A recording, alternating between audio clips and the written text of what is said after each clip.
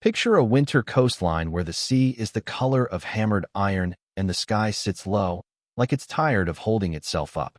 A longhouse crouches behind a ridge of snow, smoke leaking from its roof and carrying the smell of pine tar, mutton fat, and wet wool. Inside, firelight flickers over shields hung like bright coins on the wall. If this were a still painting, you'd notice the carved posts, dragon heads, and knotwork, watching the room like silent judges. Now imagine someone in that hall pointing north and saying, with a grin that's half brag, half prayer, "We'll find it." That's the part that still feels impossible to us. We live in a world where your phone scolds you for missing a turn at the grocery store. The Vikings aimed their ships into fog and open water. No printed charts, no satellites, no calm voice saying recalculating. And yet they crossed to Iceland, Greenland, even the edge of North America. Not by magic. By attention so sharp it could cut through mist. Our guide tonight is Einar, a young helmsman with a head full of sea lore and a stomach that still tightens when the shoreline disappears. He wants a name worth singing. He also wants to come home alive, which is awkward when your boss is a chieftain who treats fear like a personal insult. Einar watches the older men laugh, swapping stories of sea roads, and he wonders which part they believe and which part they sell to keep their courage inflated. Outside, the wind worries the door like an impatient visitor. On the beach, the ship waits. A long, lean hull of oak seems packed with wool and tar, iron rivets catching the torchlight like tiny stars. A bundle of feathers sits near the prow, ravens, kept for a trick Einar has heard about but never trusted. He rubs his thumb over a small carved disc, his father's sun compass, and tells himself it's a charm, not a job title. Because tomorrow, the coast will vanish behind them, and the world will have to be read like a living thing. And Einar is about to learn what happens when the sky refuses to be read at all. Look closely at a still image of a Viking ship on rollers. Men like bundled shadows pushing it toward the surf. The prow rises in a carved curve, and the planks overlap like the scales of a fish. Everything smells of salt and fresh-cut wood. Behind them, the coastline isn't a place. It's a library. Every headland, skerry, and mountain peak is a chapter they've memorized. Kettle, the navigator, walks the beach with a limp that announces old battles before he opens his mouth. He doesn't carry a map. He carries something heavier, a mind stuffed with routes, poems, and warnings. He points with his knife toward a distant notch in the cliffs. When that notch lines up with the island's flat top, he tells Einar, "You're on the right tongue of sea." It's not geometry on paper.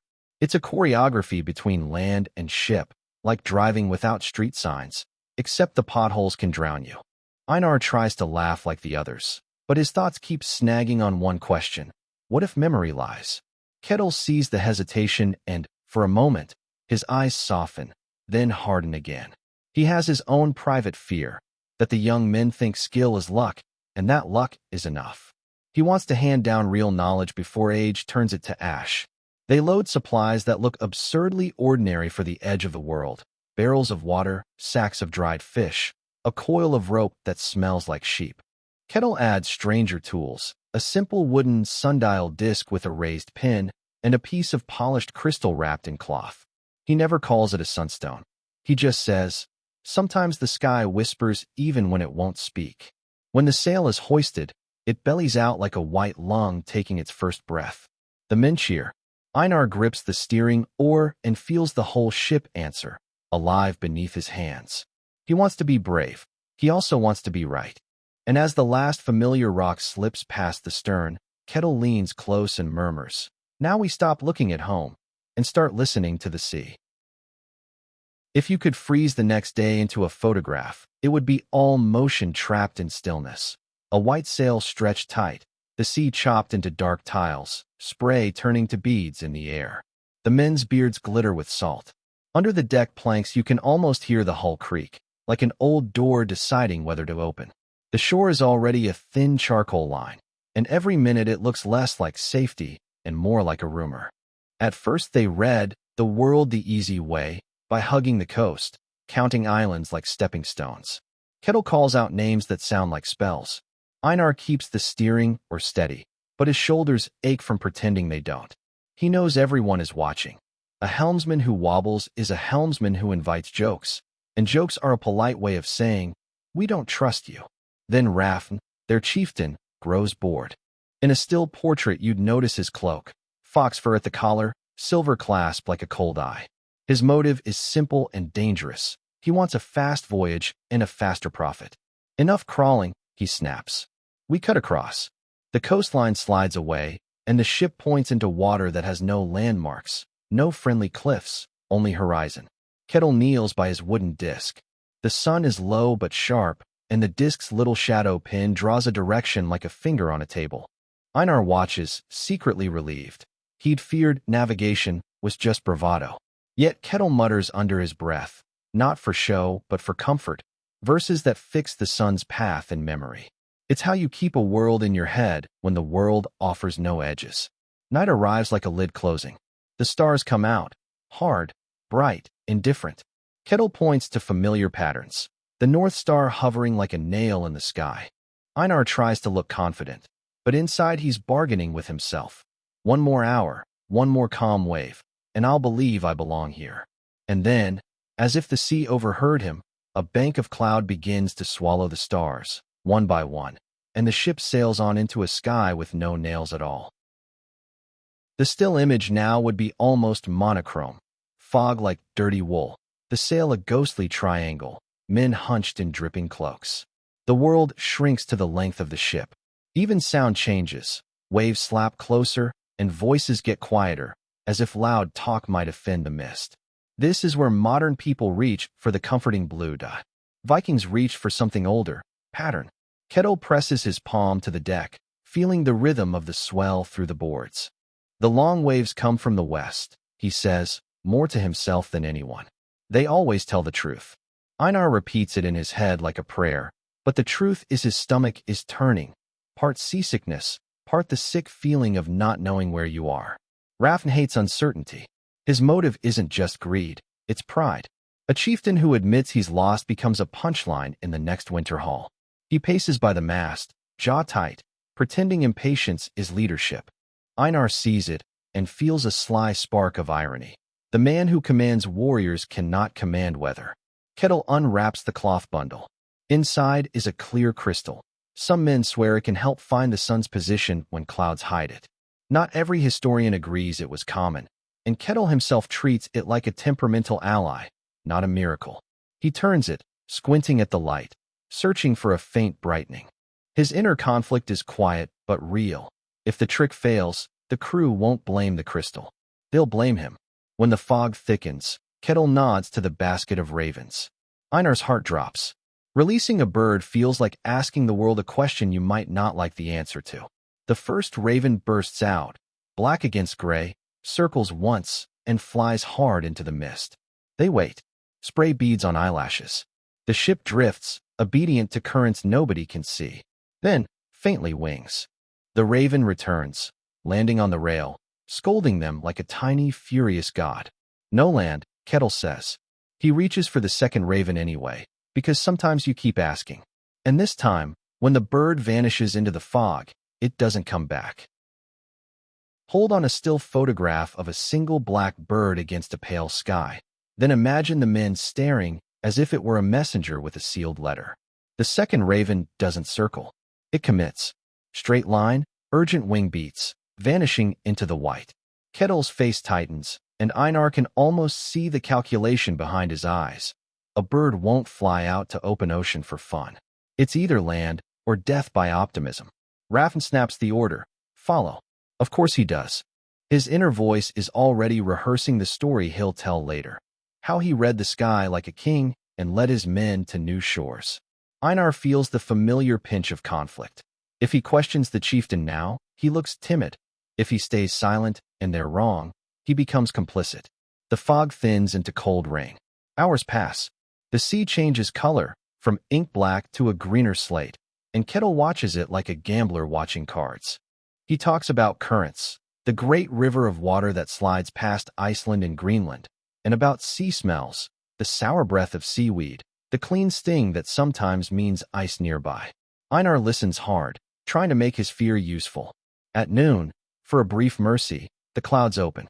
The sun appears like a coin rubbed bright. Kettle drops to his knees with the wooden disc, aligning the shadow with a groove carved by some long-dead hand.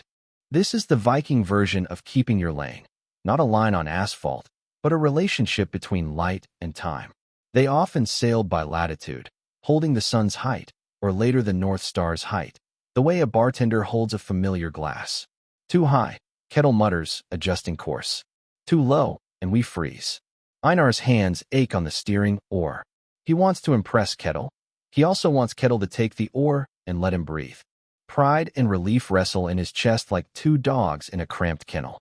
Then the rain lifts, and on the far horizon, barely there, something darker than cloud rises. A jagged line, like the teeth of a saw. The men shout, "Land!" Not friendly green land, but rock and snow and shadow. And as the coast swells larger, the wind shifts, sharpening, as if the island itself is warning them not to come closer. Now picture the still image you'd hang on a wall.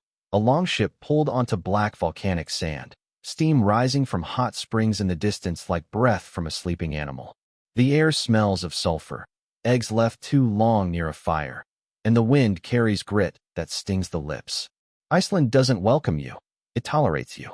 The men stumble ashore with that wobbly-legged relief sailors always pretend is dignity. Einar runs a hand along the hull, feeling the tar seams, silently thanking every rivet. His motive is suddenly small and human. He wants solid ground, a warm meal, and a night without listening for leaks. Kettle doesn't celebrate. He scans the landscape like a man reading familiar handwriting. That mountain, he says, pointing to a sharp ridge, means we're south of the fjord we wanted. The raven was right, but not kind. He marks it in his mind, not on parchment, and Einar realizes the map is alive, held in Kettle's head, updated by every mistake. They meet a handful of settlers, hard-eyed, weathered, their houses half buried against the wind. A still portrait of them would show hands, cracked, stained, practical. News travels in Iceland faster than ships.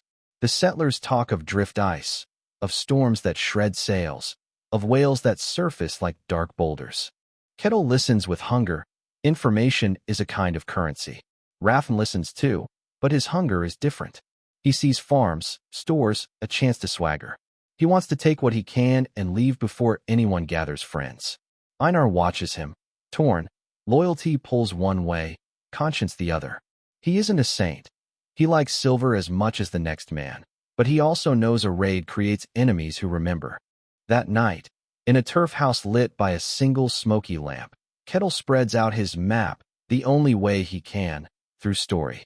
He talks about the route onward, the whale road, west, where days stretch long in summer and the sea can turn to glass or fury in an hour. Greenland, he says softly, as if the name might vanish if spoken too loud. Einar hears the word and feels excitement and dread. Because crossing to Iceland was hard. Crossing beyond it is where men stop being travelers and start being legends, or bodies. And when Kettle finally looks at Einar and says, "You will steer the first watch," the room suddenly feels much smaller. Imagine a still shot taken at dawn. The ship sliding out of a fjord, water smooth as polished stone, mountains on both sides catching pink light like embers under ash. The oars dip in silence. Even the birds seem to hold their breath. Beyond the mouth of the fjord, the ocean waits, wide, careless, and very good at swallowing plans. Einar takes the first watch at the steering oar. His palms are raw from yesterday, and the wood is cold enough to numb. He tells himself he's honored, but the truth is sharper. He's being tested. Kettle sits near the stern, half wrapped in a cloak, watching without hovering. The old navigator's motive now is almost parental. He wants Einar to learn, but he also wants proof that the knowledge won't die with him. "Hold the sun," Kettle says, and points to the eastern sky. Not, "follow the sun." That would be too simple, but hold it at the right shoulder as it climbs, then watch how it drifts. Vikings often kept their course by the sun's arc and the feel of the wind. They also used mental measurements, how long the sun stays above the horizon, how the shadows fall at noon, how the North Star sits at night. It's navigation as habit, not as math. Rafn, meanwhile, prowls the deck like a restless cat. He wants speed. He wants the saga version, not the slow, careful version. Cut more west, he orders, because west sounds like success. Einar's inner conflict is immediate. Obey the chieftain or trust the navigator.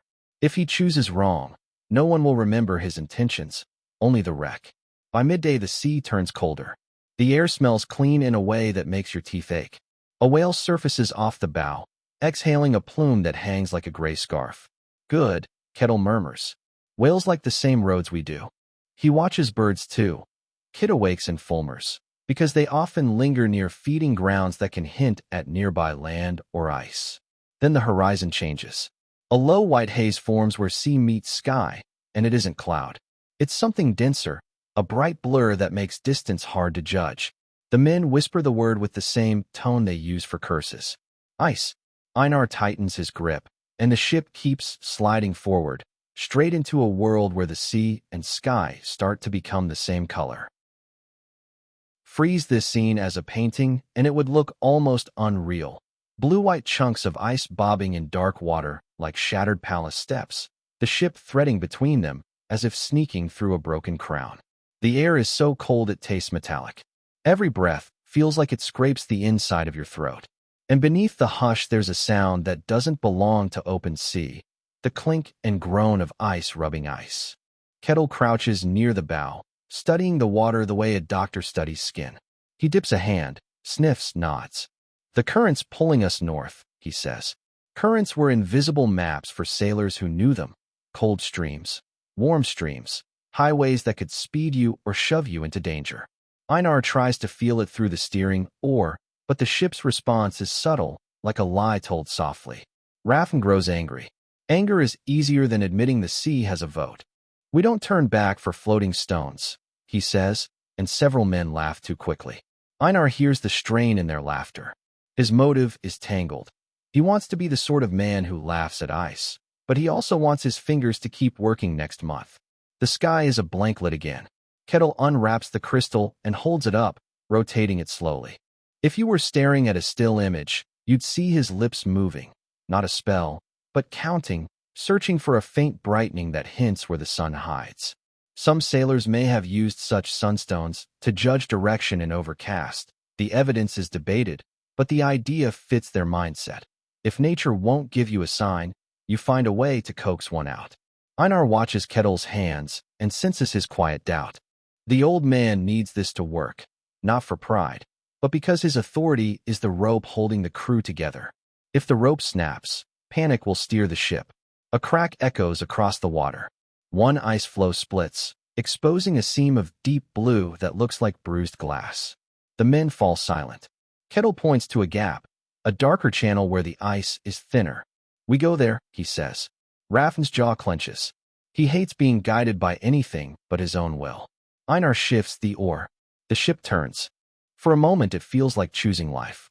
Then, ahead, the ice closes tighter than expected, and the channel narrows like a throat.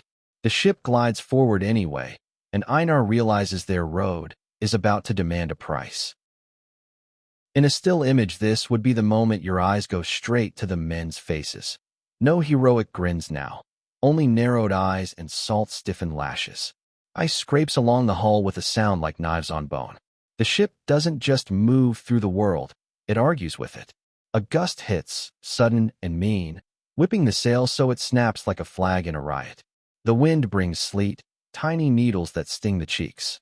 Rafn barks orders, too loud, because loudness feels like control. Kettle's voice is quieter, and somehow that makes it more frightening. Ease her, he says. If we strike a floe, she opens. Einar feels the steering or shudder as the keel bumps something hard. His stomach drops. He wants to shout, to blame the sea, to blame Rafn, to blame anyone. Instead, he swallows and looks, really looks, at the water ahead. Between ice pieces, he notices a faint pattern. The swell still comes from the west, even here, like a heartbeat under a bruise. Where the swell is strongest, the ice is looser. Where it's dead, the ice jams thick. This is the Viking trick, the one that never makes it into fancy diagrams, paying attention until the world gives up its secret. Einar's inner conflict is immediate. If he speaks and is wrong, he'll be mocked. If he stays quiet and is right, they might die politely. He clears his throat. The swell? he says, pointing. It's pushing through that way. The ice is breathing there. Kettle's eyes flick to him. Approval? Relief? Then he nods. Follow the swell, he tells the crew, making it his order so Einar doesn't get blamed. Rafn bristles, but even he can see the logic. They edge the ship toward the pulsing gap. A floe rolls, bumping the hull. A man slips, crashes to the deck, and for a heartbeat everyone freezes. Then the crew hauls him up, cursing, laughing too loud again. Einar's hands are shaking, but he keeps the oar steady, forcing the ship through the loosening maze. Suddenly, the ice falls away behind them like a door swinging shut. Open water spreads out, dark and endless. The men exhale as if they'd been holding breath for hours. Kettle leans close to Einar. Good eyes, he says, and Einar feels pride bloom, then die at the next thought. Good eyes don't make water, and their barrels are lighter than anyone admits.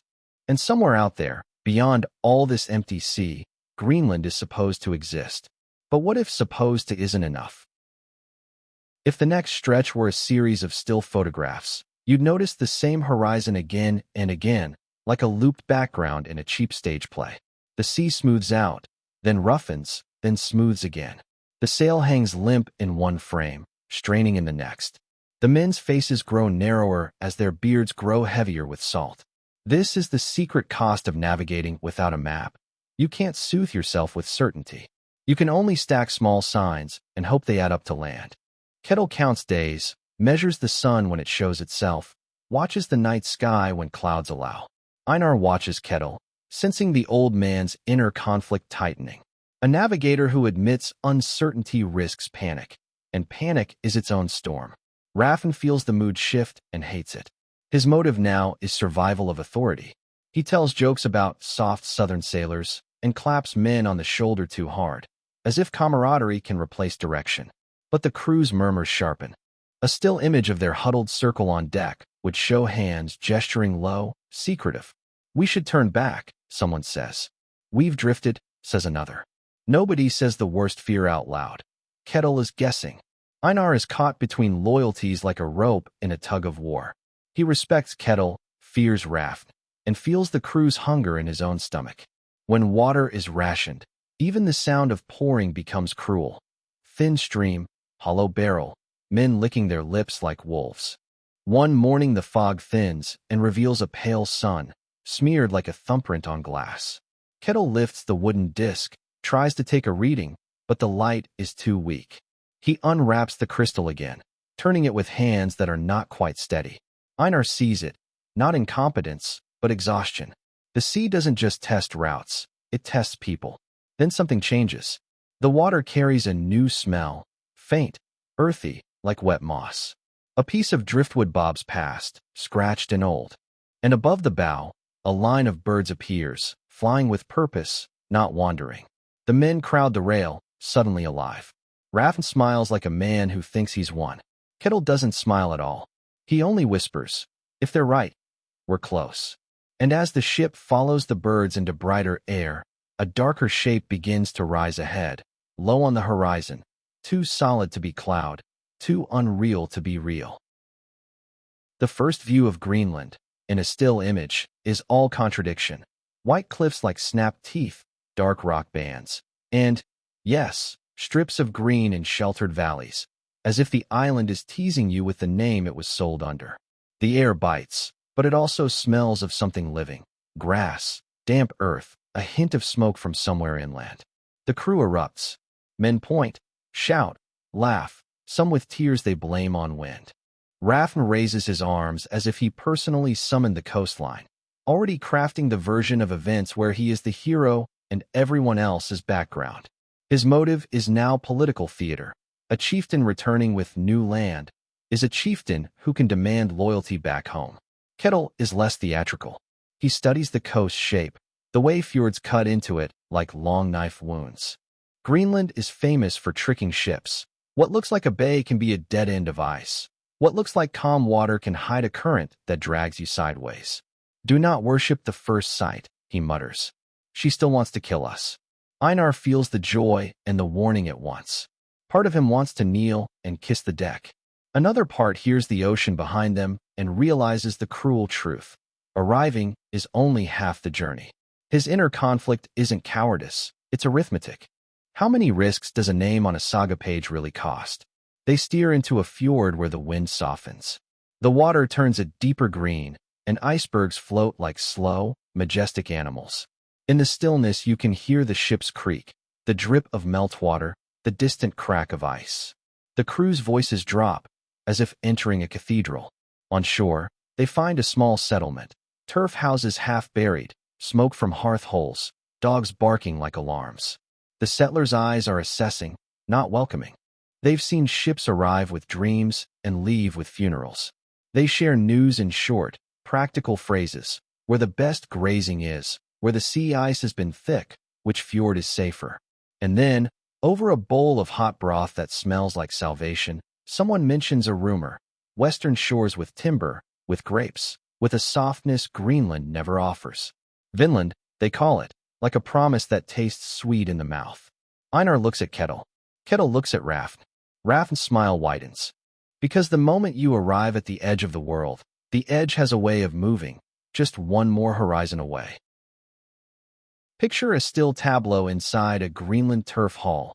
Low ceiling, walls packed with earth, lamplight wobbling over faces browned by wind. Outside, the fjord is a sheet of dark glass. Inside, talk is the real fire. Routes, seasons, stories traded like coins. A man sits near the hearth with a calm that makes everyone else look loud. He is Leif, son of Eric the Red, already famous enough that even Rafn moderates his swagger. Leif's motive is not just glory, it's practicality. Greenland is hungry for timber, iron, anything that doesn't grow here. Vinland isn't a fairy tale to him, it's a supply line. Kettle listens, cautious. The old navigator's inner conflict deepens. He loves the challenge of unknown seas, but he also knows each new horizon demands younger bodies as payment. Einar watches Kettle's face and realizes something unsettling. Kettle isn't fearless. He's simply disciplined. Leif describes the westward run like a recipe. Leave when days are long. Keep the wind at your quarter, follow the sun's path, and watch the birds. He talks about sea signs the way city people talk about streetlights, floating seaweed, driftwood with bark not found in Greenland, the smell of land after rain. He doesn't mention paper maps. He doesn't need to. The route is carried in memory and refreshed by every sailor who survives it. They plan like people who know planning is only half real. They check the hull, mend the sail, pack dried fish and sour milk, and, most important, gather information. Knowledge is their GPS, updated by gossip and scars. Rafn pushes to leave quickly, because impatience is his brand. Leif pushes for timing and caution, because dead men don't haul cargo. Einar feels pulled between their styles. The chieftain's boldness is intoxicating, but Leif's calm feels like safety. He wants to be seen as capable, not sheltered. Yet he can't ignore the cold arithmetic. The West is not a guarantee, it's a wager. Before dawn, the ship slips out again, the oars sounding soft as cloth in the water. Greenland's cliffs fade behind them. The crew grows quiet, as if the ocean demands respect before it grants passage. And then, as the sun climbs, a new current catches the hull. Subtle, sideways, and Einar realizes they're no longer just sailing west. They're being carried somewhere, whether they like it or not. The still image of the storm would be violent even without motion. Sail reefed down to a smaller, darker triangle, waves rising like gray shoulders. Men strapped to the rigging with rope that bites their wrists. The world smells of wet rope, salt, and fear. Lightning flashes far off, turning the sea into a sheet of hammered silver. Then darkness slams back down. They try to hold course by habit. Wind angle, swell direction, the feel of the ship's balance. But the storm has its own opinion. A gust snaps the steering or sideways, and Einar fights it like wrestling an animal. Kettle stumbles on the slick deck, hits the rail hard, and for a moment his eyes go unfocused. It's not dramatic. That's the horror. The navigator, the living map, can break like any other man. Einar's inner conflict hits like cold water. He wants to look at Kettle, to check him, to beg for reassurance. But a helmsman who looks away loses the ship. So he stares forward into spray and makes choices with no applause and no certainty. He remembers Kettle's lessons. The long swell speaks truth. The wind lies. Count your hours. Don't trust the first calm. When the storm finally loosens its grip, the air changes. It's warmer, softer. The sea carries a smell Einar hasn't tasted in days. Pine resin, damp leaves, something sweet and earthy. The men lift their heads like dogs catching a scent. Birds appear, not the cold ocean birds of Greenland, but larger ones, flying in from the west with the confidence of creatures that know where dinner lives. Leif crawls to the stern, eyes narrowed. Rafn, exhausted and furious, mutters that the storm has stolen his saga. But even he can't deny what the signs suggest. They've been pushed south, toward something. Late that afternoon, the fog thins and reveals a coastline that is not rock and ice. It is dark green, thick with forest. Trees crowd the shore like an army. The men stare, stunned by the simple fact of wood. Real wood, the kind Greenland aches for. If this were a still image, you'd see hands reaching out as if they could touch the trees from the deck. Einar feels relief surge, then a sharper fear. Land means resources, and also people. Because on the beach, where the waves lace the sand, faint lines of smoke begin to rise, thin, deliberate, human. And suddenly the question isn't, can we find land? It's what? Or who will we find waiting on it? Imagine the still image of their first camp. Tents of sailcloth pitched on a grassy rise. The longship hauled up beside a river, its hull streaked with sea salt like dried tears. The forest behind them is dense and unfamiliar, smelling of sap and wet soil. Compared to Greenland's bare rock, this place feels almost indecently alive. Mosquitoes whining, birds calling, leaves moving even when the wind is still. They work fast. Vikings didn't arrive as dreamy tourists. They arrived as practical survivors. Leif orders timber cut, repairs made, stores gathered. Kettle sits wrapped in blankets near the fire, face pale, watching the younger men like a man watching his own replacement. His inner conflict is quiet sorrow. He may have guided them to a new world, but he might not guide them home. Rafn, of course, wants to plant his flag, figuratively, if not literally. His motive is ownership. If he can claim this place, he can claim the story, and the story is power. Einar watches him boast and feels a sour twist. He came to be brave, not to become a thief with better marketing. Then they see the locals, figures at the edge of the trees, silent, observant. In a still painting you'd barely make them out, just movement among trunks. The Norse called them skrælings, a rough label that tells you more about Viking arrogance than about the people themselves. The first contact is cautious. A few goods are laid out: cloth, metal, maybe milk products. The locals offer furs, perhaps food. Hands stay close to weapons on both sides, not because everyone wants violence, but because everyone needs to survive. Einar's heart thumps. His inner conflict is now moral, not nautical. They found their way here without maps. Now what gives them the right to stay? He looks at the river's bend, the sun angling low, and thinks of home, of stories told in warm halls. He imagines how this moment will be edited when it becomes a saga. The ugly parts will be smoothed over. The fear will be turned into bravery. The strangers will become props. That night, the fire crackles, and beyond the ring of light the forest is a black wall. Somewhere out there, a branch snaps, then another. Leif's eyes lift. Rafn's hand goes to his knife. Kettle closes his eyes as if listening to the ground itself.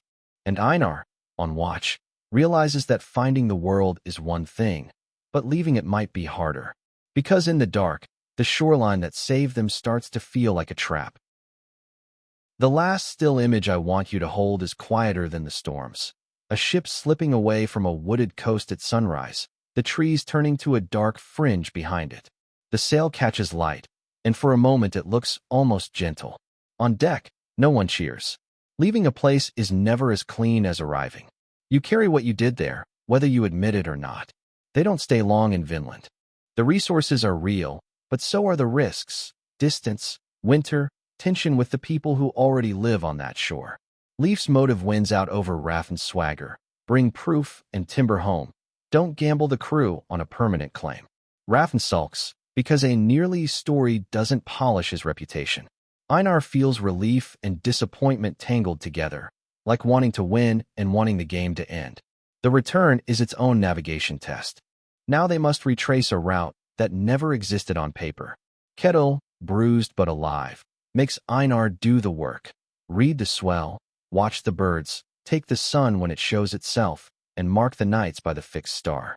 They estimate distance by time and effort, the steady pull of oars, the hours a wind holds. Dead reckoning made honest by constant correction.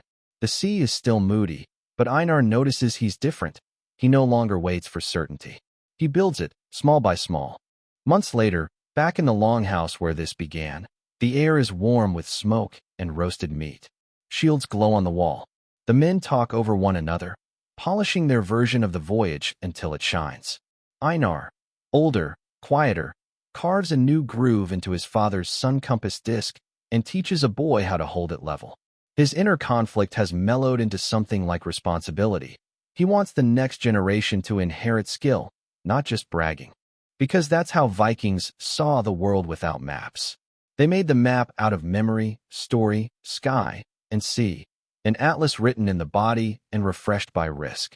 Later, monks and scholars would draw lines on parchment, but the first lines were drawn by wake and wind. And if you listen closely, even now, when your phone says turn left, there's a tiny Viking lesson underneath. The world is still there, waiting to be read. The question is whether we're paying attention.